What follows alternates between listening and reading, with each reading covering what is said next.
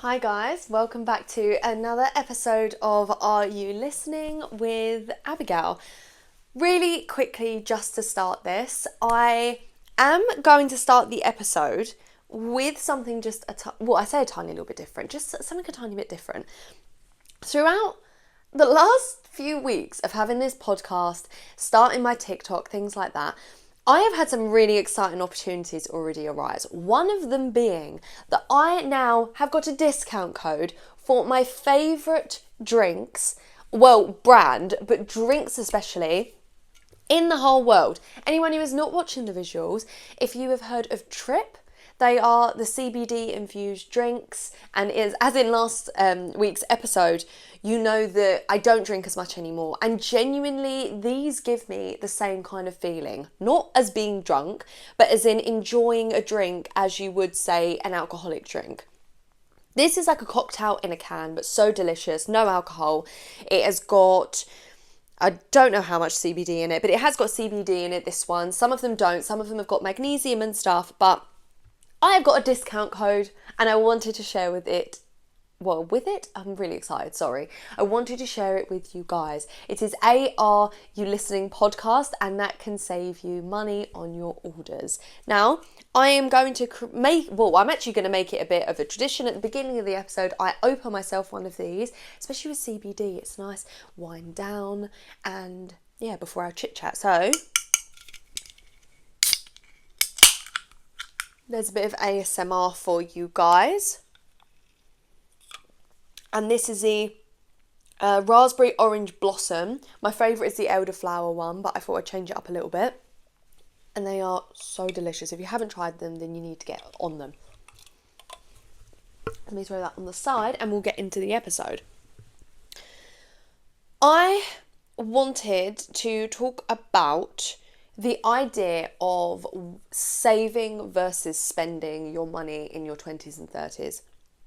Now, in my weekly thoughts list, I wrote down, am I saving or am I living? Which I thought was, I thought that was actually a very good place to start, to be completely honest. So it'll be about like saving money versus experiences and my opinions on that through my 20s and leading up to my 30s. I would say I do have a constant tug of war in my head when it comes to saving. Let me just shuffle. Let me get a bit comfortable. There we go. I would say I do have a bit of a constant, tug of war in my head when it comes to saving money versus spending and having experiences, which can be really difficult. I suppose the guilt of saying no to plans because you're saving money, but then the fear of wasting your 20s when you're told to enjoy them, and trying to find a balance is like really, really difficult.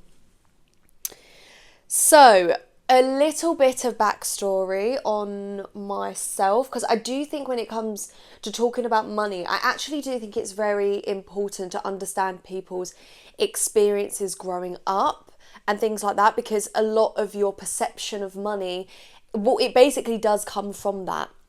So for myself, I would say, I grew up in a one-income household. We weren't really well off, but we were comfortable. My mum didn't work. My dad did work really, really hard, and that, we did have to be somewhat frugal with our money, but it didn't stop us having experiences such as holidays, doing this, that, and the other. We were very, very blessed that, nowadays a lot of one-income households definitely couldn't afford to do any of that sort of stuff. So, we're very blessed at the time that we could do that. He very much set us up to have the opinion of, saving your money, making sure that you're saving money for a rainy day. Don't spend your money on silly things. But he's never given us the impression of, don't book that holiday, he was very... Not that obviously your parents can kind of stop you from doing things once you get to a certain age, but he never ever turned around and was like, that's really silly, you're spending your money on that. If I booked a holiday, it would automatically be, that's great. But I do think a lot of the way I am with my money, I'm very good with my money, has come from the way that I was raised. I remember before I got a job, and I got a job a lot later than a lot of my friends because I was dancing till I was 19, which took up all my Saturdays, some of my evenings while I was still studying. So I actually didn't really have a lot of time to go and get a job, and I wasn't pressured to do that because my passion was in dancing and I wanted to do that for as long as I possibly could. So I remember, and this makes me sound so old, but I remember being given, my allowance was £50 a month, and I'd have to make that stretch. And when I say make that stretch, bear in mind I was 18, going out, every Friday, partying, things like that. And, a lot of my friends had little part-time jobs. My little £50 would have to stretch, and I would make it stretch. I'd never ask my dad for more money. I would never ask my parents for more money, ever. It would always, I'd always make it work. So I think it's always made me very, very good with being careful with my money, because I've had to from a young age. Then when I started working, even then it was like a lot of it was saving, and I unintentionally saved my money, so it meant I could leave that job to then go self-employed before I was doing lashes, to go in self-employed, and obviously you're then risking not making, a lot of money. So I would say that we were set up, quite early. We were told to open a ISA to save your money and things like this, and save for a house. Now, he also values experiences and holidays and puts emphasis on that too. We'd always go on a nice holiday every single year. Only the one, but, we went on a holiday every year growing up. We did some really amazing holidays as well. Like we went to Florida, we went on cruises. We also did, just the Spain holidays, which were lovely as well. But it was really important for us to go on family holidays. And even when we was on them holidays, we would always be doing something. It'd be, we'd have a pool day, and then the next day we'd be out doing something. We'd have a beach day, and then we'd be out doing something. So I do think I have always had both voices of be frugal with your money and be careful with your money, but obviously make memories while being sensible. And I think I've carried that through. I would say in my early 20s, everything was kind of experience first. I didn't have to pay rent at home. Any money I was kind of bringing in, I was putting money aside to save. I wasn't doing very well money-wise, I would say, because obviously I went self-employed, run my own business, and we went into lockdown and stuff. So, I didn't have a lot of savings to begin with. But, when everything did kind of reopen, going on nights out, going to concerts, going on holidays, things like that. I've got something in my eye. Isn't that a horrible feeling? Money was kind of just living in the moment, but I was still saving. I wasn't actively saving like loads and loads of money, but I've always been putting some money aside. Like I've never ever got to zero in my bank account. Which obviously is a very privileged place to be. I completely appreciate that. What kind of felt right at the time is what my early 20s that's kind of the way I was living my 20s. And to be honest, I think that's what people tell you to do, right? Live in the moment, live in your 20s. When you get to your 30s, you'll have to save and blah, blah, blah. And I don't regret it at all. But there were some reckless spends now that I would think twice about. Obviously when it kind of comes to going out and stuff, you'd easily spend £100 on a night out. I couldn't even fathom doing that every single week now. So that's crazy. And I would say I got the biggest kind of reality check when it came to moving out for the first time. So I moved out when I was 27, I think. And the whole point of this podcast is for me to be very, very vulnerable, very honest and open. Everyone's experiences are very different, but I didn't have to pay rent at home. I cannot remember when, but from my early 20s, my dad kind of said, right, you need to either pay us a little, even just a couple of £100, like rent every single month, or you need to open an ISA and put that money in the ISA so I know that you are saving. And like I kind of briefly touched on that, but that's what happened. So I was always doing that. I then didn't pay any other rent at home. So as I got older, and obviously, the business started to boom and I did really, really well, I had a lot of disposable income. I saved quite a lot of money in a very short space of time. So it was a bit of a reality check when I moved into London. It's very expensive. I'm paying bills for the first time, and all these adult things. money really took a hit.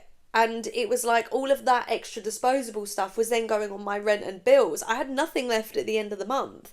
I always still, I made it work that I could still put that money in that ISA, because that was kind of I knew I was saving a bit of money there. And then there was a mental shift that suddenly I'm comparing a night out to saving for the bigger things, or paying for bigger things, like, having to buy a bit of furniture for the flat, or a food shop. Food shop's really expensive. I could go on a night out or buy a food shop. Well, I know which one I'm going to have to do. So that had to change really, really swiftly. But one thing I would say, though, is that I do have a bit of a different view to a lot of people. So yes, I was saving a bit of money essentially for a house, but the later I got in my 20s, I kind of realised that I'm not interested in actually buying property just yet. I don't have an interest for that, whereas a lot of my friends, clients, that is the aim. The aim is to buy property. A lot of my friends have done it, really proud of them. I'm not interested at the moment, and I can't say that I'm actively, I still put money aside and I still save, but I don't actively save for a house right now. So I don't have a big house deposit in mind at the minute. I don't know where I want to settle down. I just think that amount of money is a lot of money to be spending on property. A bit of a disclaimer, I don't know a lot about mortgages. I don't know a lot about the property ladder and things like that. But what I will say is from what I do know, I, for myself, can't see the benefit of being on the property ladder at this moment in time. There is a lot of people that will probably watch this being like, that's ridiculous, this, that and the other. But my honest opinion is I don't see the benefit for me. I don't know where I want to settle down. I don't want to have to limit myself right now to where I want to live, or have to move out of London for now. I don't want to settle in London, but I want to be in my 20s, even my early 30s, living in London, living that, experience it before settling and maybe purchasing property. So that is my opinion on that. Even with weddings, I don't see myself spending tens of thousands of pounds on a wedding. I always thought I would. Maybe my perspective has changed since I worked on a lot of weddings when I was a makeup artist, and it has changed my view on spending the money on things like that. I also just think as I get older, I do want something smaller, and the wedding is more about the marriage than the wedding. And I'm just not that interested. So I would say, my money prioritised do probably look a little bit less traditional. No, not less traditional. They probably look different to the traditional timelines that people probably expect of my age. So that's a little bit of information. And the reason I did actually want to talk about this specific topic right now is actually because 2 weeks today I go on what I would consider the holiday of a lifetime to Mauritius. It's costing me a lot of money, and actually it's the first time ever that I've dipped into what them house savings essentially are to pay for that holiday. Is that silly? Maybe. I have never taken myself on a holiday like this, and I'm not saying that, there's a lot of people that couldn't afford to do it. I work really hard, and like I said, I toy back and forth, should I be doing that, should I not be doing that, and right now this is what I want to be doing. I look in my future, with me, my partner, all our friends, we're all 30 next year. Some of my best friends are getting married. It's going to be an expensive year, and I just think if we don't do it now, I don't want to look back and think we really should have done a big holiday. I really wanted to. I worked really hard to be able to go to one of these dream places, and I didn't get to do it. So that is where this conversation is kind of like spun from, for a bit of context. The guilt of when you do spend, such as taking that money out of that ISA, that was rough, because I was just like, am I being silly here, watching that amount of money go down and thinking how many years I've been saving that for in the background. Should I have done that? But then I just said, and I will argue in my own head, if I don't do it, am I missing out on my 20s? Am I missing out on the opportunity to ever get to do this? And that is such a shame. I never want to feel like that. So I have double shame on saving but feeling boring, but then also spending but feeling irresponsible. And I would really like to think anyone that looks at me or is listening to this, or even for my own perspective on myself, I think I've got a good balance between saving and being responsible with my money, but also experiencing life. Like I said, there's a lot of people that might watch this and just be like, well, what is she talking about? She's saying that she just dipped into her life savings to go on this really big trip. But I don't want to regret doing that. I just don't. So I can build that money back up over the years, and I will be able to. So what I do to kind of strike the balance between the two things. Like I said, I don't think anyone is wrong for wanting to get on the property ladder. I don't think anyone is wrong for setting it as their life goal to get on the property ladder or buy a house. What I will say though is I do wish that people maybe did a bit of research instead of just having their parents' views, which is totally fair. Their parents' views are, when I first said I was going to start renting, my parents were like, that's throwing money down the drain. And when our parents were young, getting on the property ladder, it had a lot of benefits, and renting was like throwing money down the drain. Nowadays, property is so expensive, and it requires so much money. There is so much interest. There's so many things to pay for that when I look at my life right now, and I just think, actually, it makes so much more sense for me to rent right now, and I can still save a little bit of money, which I completely appreciate that most people do it because they wouldn't be able to afford to rent and save money at the same time. I don't want this to sound like I'm completely out of touch with reality, because I'm not. I get it. I haven't come from a really, really wealthy home. Like I said, came from a pretty average home, but, got to experience these things. And I suppose watching my parents maybe finding that balance has helped me find it too. So, very thankful for my parents for helping me build this good relationship with money. So what I do to strike the balance, I set savings that are non-negotiable, even if they're really, really small, like a couple £100 to go in that ISA. I have got some stocks and shares and things like that. I am not an expert. My boyfriend has got much more experience, and he was the one that helped me with the savings, the stocks and shares stuff, the ISA, things like that. But they are my non-negotiables, to put money in them every single month to make sure that I'm trying to build something, even if it's only a little bit. My finances also will look very different from a lot of people's, because obviously most people have one bank account. They get paid from their job into the bank account, and then that's that. I have my bank account, my business bank account, and obviously my business, I get more savings into my business than my personal savings. So it does look different for me, and I'm saving more money than I probably think I am, but I'm talking about personal savings. I think also giving yourself fun money for experiences without guilt. So, setting aside, it's summer, I know that I'm probably going to spend a bit more money on experiences or a holiday and things like that. I will never ever, unless I really am not that keen and I don't really want to go, or I physically cannot afford it, I won't say no to a holiday. I think I said in the last episode, there was a girls' holiday that I missed out on and stuff. It didn't align with what I wanted to do, and yes, money was a little bit tight at that point. I just thought, I can't say yes to this right now. But I will not say no to a holiday, because I also think you work really, really hard, and taking them breaks and having time off work and seeing the world is also really important. So that's what I would say. Try and put money aside. Like, if you have to put money aside for that fun money, for holidays and stuff, then do it. So, Monzo is great for things like, or anything equivalent to a Monzo, where you can open pots and save money, and you can literally set it up to automatically transfer out of your account into these pots, so you don't even have to do it.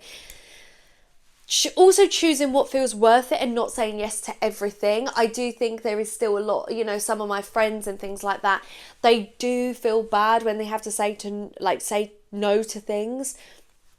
And I get it. I used to be like that, and I just think now I work really hard for my money, and there is no worse feeling than doing something, spending money on it, say like a festival, a concert, a holiday, coming back and going, oh, I should not have done that. I should have saved that. So I yeah, just choosing what feels worth it is really important.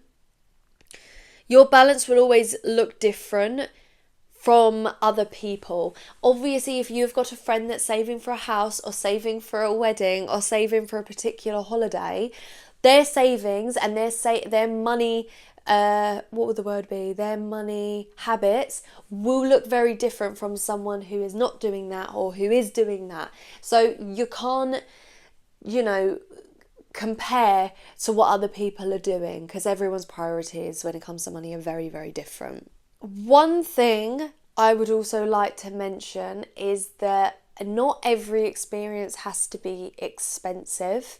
Not everything has to, like the holidays that you do, things like that. Like, this is the first time I'm really splashing on a holiday.